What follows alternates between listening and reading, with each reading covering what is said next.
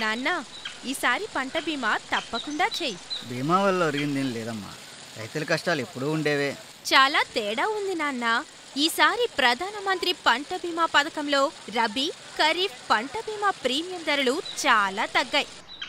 అకాల వర్షాలు, కరువు అన్నింటిపైన కవరేజ్ ఉంది. చిన్న రైతులకు కూడా పూర్తి భరోసా. చిన్న ప్రీమియం, పెద్ద బీమా. ఈ విషయం మీ అమ్మకు చెప్పు. ఇంకా ఈరోజు పాయసం వండించు. ప్రధానమంత్రి పంట బీమా పథకం. చిన్న ప్రీమియం, పెద్ద బీమా. ఒక్క పంటకు ఒకే ధర. పూర్తి సురక్షిత, సంపూర్ణ ఆహార ఉత్పత్తి. దళారీ విధానం లేకుండా. స్వాతంత్ర్యం తర్వాత ఇప్పటి వరకు పంట బీమా 20% మాత్రమే రైతులకు చేరింది. రానున్న 3 సంవత్సరాలలో 50%కు చేరాలన్నదే లక్ష్యం. ఈ నామ్ ద్వారా ప్రతి రైతు తన ఇంట్లో నుండే తమ ఉత్పత్తులను విక్రయించుకోవచ్చు. సాయిల్ హెల్త్ కార్డ్ ప్రతి రైతు కోసం. ఇక నుండి రైతన్నా జిందాబాద్.